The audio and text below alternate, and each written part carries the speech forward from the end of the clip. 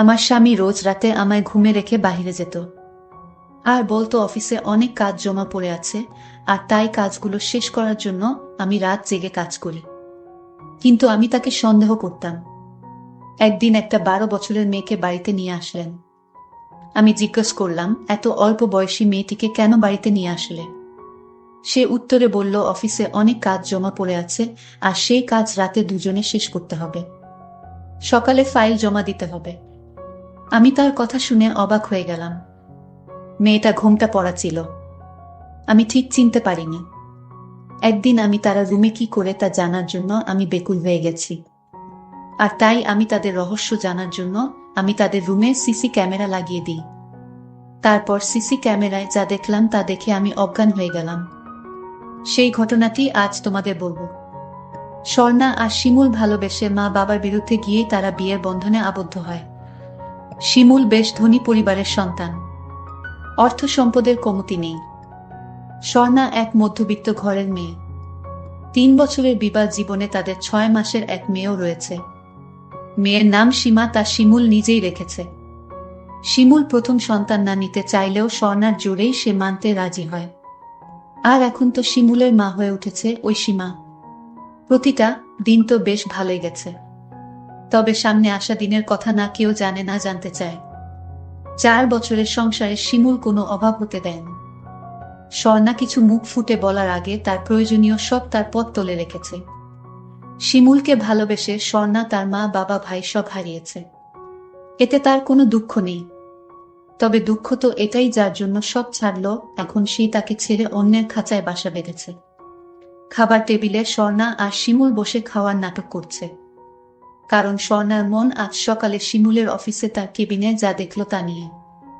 আর শিমুলের মন ফোনে কারো সাথে মিষ্টি চ্যাটিং করায়।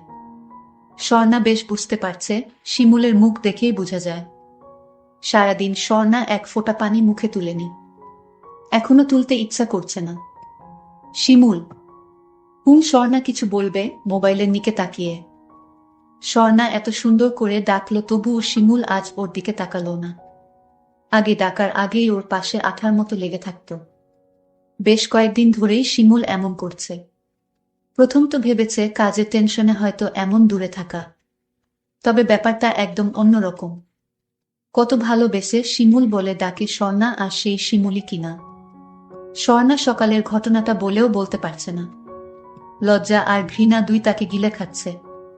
তবুও তার প্রাণের শিমুলকে ডেকে বলল, আজ তোমার অফিসে দিন কেমন গেল? ফোনটা সাইডে রেখে শিমুল স্বর্ণার দিকে তাকিয়ে রইল। হঠাৎ অফিস নিয়ে পড়লে যে? না, এমনি। ওহ, হ্যাঁ, ভালোই গেছে। নতুন একটা প্রজেক্ট সাইন করেছি। বেশ মুনাফা হবে। আর পুরো টাকাটা সীমার নামে রাখবো। মেয়ে তো বড় হচ্ছে, 7 মাসের বুড়ি আমার। স্বর্ণা শুধু হুম বলে চুপ নিজের ভাতের দিকে তাকিয়ে আজ ভাতের দানা গুনার চেষ্টা করছে। স্বর্ণা, শুনো, কাল 2 দিনের জন্য শহরের বাইরে যাব, দেওপুর। সেখানেই নতুন প্রজেক্টটা দেখে আসতে হবে। তা তোমার ওইখান থেকে কিছু চাই? অবাক নয়নে স্বর্ণা শিমুলের দিকে তাকিয়ে রয়েছে। কেউ বলবে এই মানুষ তার ভালো মানুষই ছাড়া ও জঘন্য আরেকটা রূপ আছে। ঘরে কি সুন্দর স্বামী, বাবা, ছেলের দায়িত্ব তিনি খুব ভালোভাবে পালন করছে। আর ঘরের বাহিরে এক দুশ্চরিত্রা স্বামী, মিথ্যাবাদী ছেলে। সীমাকে কে খাইয়ে ঘুম পাড়িয়েছ তো? মায়ের সাথে আছো। কথাটা শেষও হয়নি। শিমুল রাগ দেখাচ্ছে। না না স্বর্ণা, একদম না। শুধু সুজি। সীমাকে নিয়ে কোনো হেলা নয়। বাড়তি অন্য কোনো খাবার সাথে দিবা না। বাহিরের কেনা খাবার মোটেই ভালো, মোটেই নয়। কি সুন্দর পিতা হওয়ার দায়িত্ব পালনে ব্যস্ত। স্বামী হিসাবে কেন এত দায়িত্ববান ন শিমুল?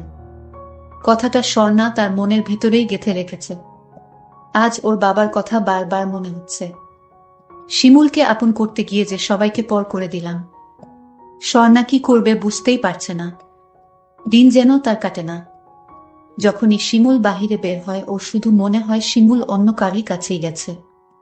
আজকাল স্বর্ণা কাছে ডেকেও শিমুলকে পায় না। তার যে কত কাজ। না পারছে কাউকে কথাটা বলতে, না পারছে শিমুলের এই অপব্যবহার সহ্য করতে। স্বর্ণা ভেবেছে শিমুলের এই বদ অভ্যাস ঠিক হবে। তবে তা যে ধীরে ধীরে ভয়ানক রূপ নিবে তা কে জানত। কিন্তু আমার স্বামী কার সাথে কোনো মেয়ের সাথে গল্প করে তার আমি রহস্যটা কিছুই জানি না। তবে যে কোনো মেয়ের সাথে সে প্রেম করে বেড়াচ্ছে। বাপের বাড়িতে যাওয়ার মুখ নেই। আর সীমাকে নিয়ে কোথায় যাবে? যাওয়ার কোনো জায়গা তো নেই। কি করবে এই ছোট্ট শিশুটিকে নিয়ে কোনো পথে যাবে? সীমার এখন 1 বছর। জন্মদিনটা বেশ ধুমধাম করেই হবে। বেশ লোকজন সাজসজ্জায় বাড়ি হয়ে রয়। সীমাকে আজ পরীর মতো লাগছে। এই 5টা মাস স্বর্ণা যে কি মরণ যন্ত্রণা ভোগ করেছে তা কেউ জানে না। শিমুলের অবহেলা দিন দিন বেড়েই চলছে। মধ্যরাত অবধি তার কথোপকথন সব স্বর্ণার কানে আসত। ঘুমের ভান ধরে বিছানায় শুলেই শিমুলের মোবাইল ফোনের শব্দ হতো। টাকায় মুড়িয়ে রেখেছে স্বর্ণাকে শিমুল। তবে এই টাকায় তো স্বর্ণার মনে সুখ আসবে না। মাঝে মাঝে ইচ্ছা করে ছেড়ে চলে যায়। তবে শিমুলের জন্য যে ভালোবাসাটা ওটাকে এখনো খুন করতে পারছে না। নিষ্ঠুর দুনিয়ায় বের হলে তো কখন কোনো হায়নাদের শিকারী হয় তা ঠিক নেই।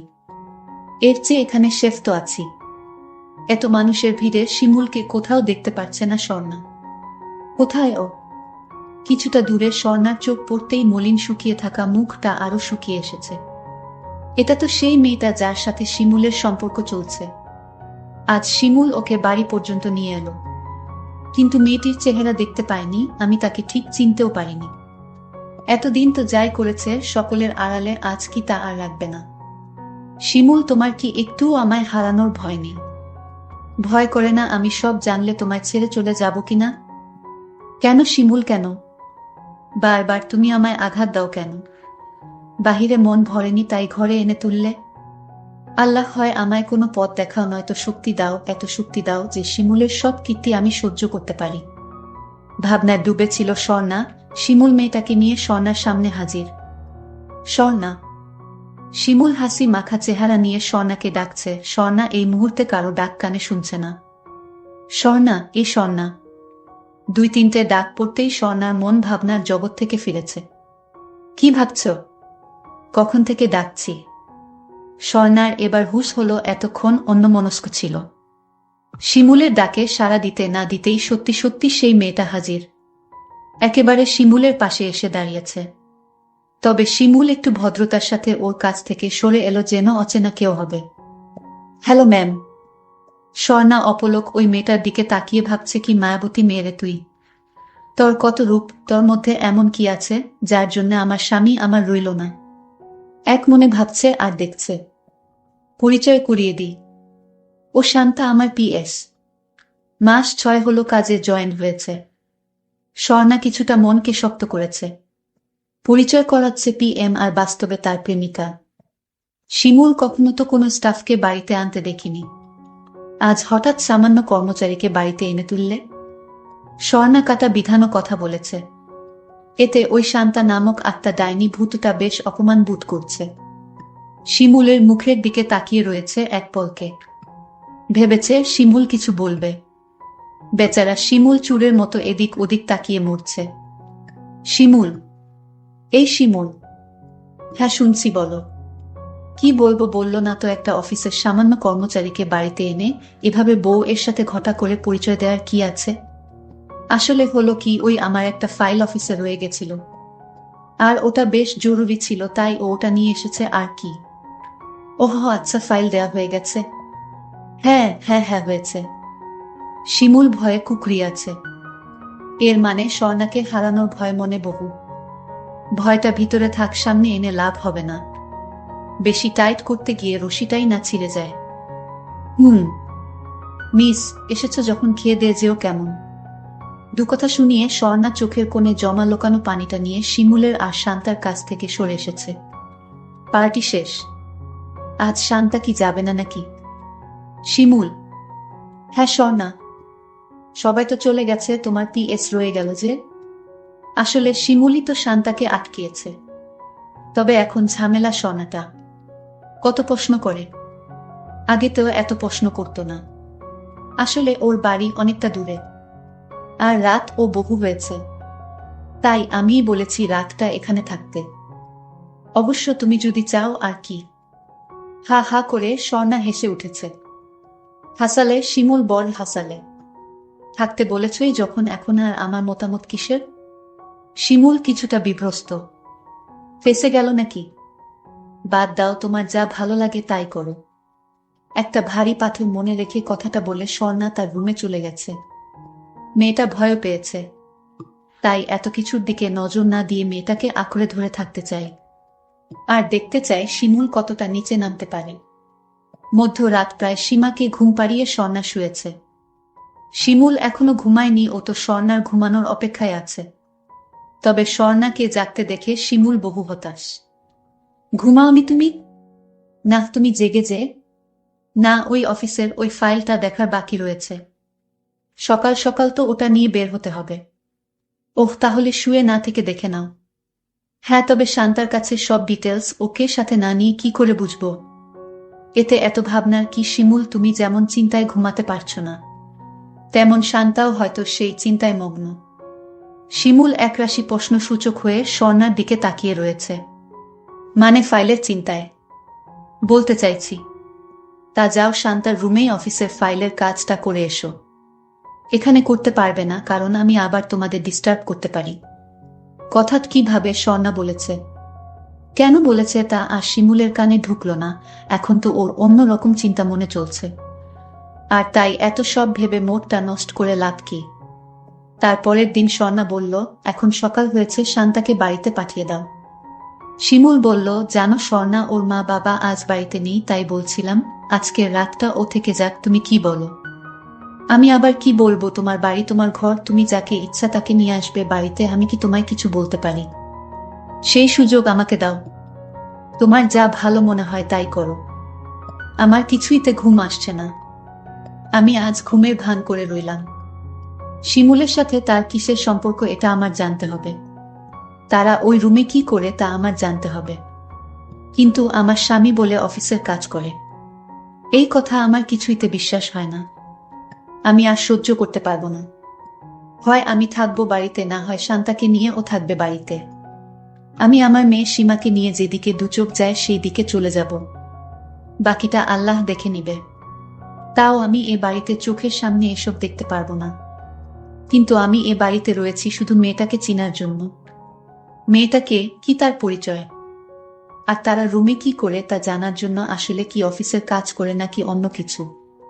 আর এই রহস্য জানার জন্য আমি তার রুমে সিসি ক্যামেরা লাগানোর সিদ্ধান্ত নেই। আমি আমার বড় ভাই রিপনকে বললাম, ভাই তুমি আমার একটা উপকার করবে। কি উপকার? আর এভাবে অসহায়ের মতো বলছো কেন? বলো, তোমার কি হয়েছে?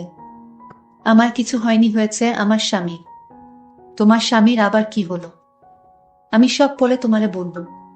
তার আগে তুমি আজ তাড়াতাড়ি একটা সিসি ক্যামেরার ব্যবস্থা করে আমাকে দাও। ঠিক আছে আপু, আমি ক্যামেরা নিয়ে আসছি। শিমুল আর শান্তা রুমে ছিল না। রুমে অতিরিক্ত গরম থাকায় বাহিরে ঘুরতে বের হয়েছে। আর এই সুযোগে আমি সিসি ক্যামেরা লাগিয়ে দিলাম তাদের রুমে। তারপর তারা দুজন ঘরে ফিরল সন্ধ্যার দিকে। আমি বললাম, শিমুল, আজও কি শান্তা তার বাড়িতে ফিরল না? সে আমার সাথে রাগ দেখিয়ে বলল, শান্তা আমার বাড়িতে থাকবে, ও আমার অফিসের কাজে হেল্প করে, ওকে আমার দরকার। আমি মনে মনে বললাম, কি দরকার সেটা তো আমি ভালো করেই জানি। যদি আগে জানতাম তাহলে তোমার মতো এমন নিচু মনের মানুষকে কখনো বিয়ে করতাম না। আজ তোমরা রুমে অফিসের কাজ করো নাকি অন্য কিছু করো, সব ধরা পড়বে। আজ তোমার শেষ দিন। তারপর আমি ল্যাপটপ নিয়ে আমার রুমে বসে তাদের কাণ্ডকলাপ দেখতে লাগলাম। তারা দুজন রুমে প্রবেশ করল। তারপর আমি দেখলাম তারা দুজন এক অদ্ভুত আচরণ করতে শুরু করলো। কিন্তু মেয়েটার চেহারাটা দেখে আমি চমকে গেলাম। এটা কে? এ তো অফিসে চাকরি করে না। ও তো আমার ছোট বোন ফারুল। তাহলে কি আমার ছোট বোন আমার সাথে প্রতারণা করল? আমি এসব কি দেখছি? আমি চিৎকার দিয়ে উঠলাম। আমার চিৎকার শুনে আমার শাশুড়ি শ্বশুর রুম থেকে বের হয়ে আসলো। বৌমা, কি হয়েছে? এভাবে চিৎকার করছো কেন? প্রিয় বন্ধুরা, তারপর কি হয়েছিল সেটা পরের পার্টে জানানো হবে। সেই পর্যন্ত সবাই ভালো থাকবেন, সুস্থ থাকবেন। আল্লাহ হাফেজ।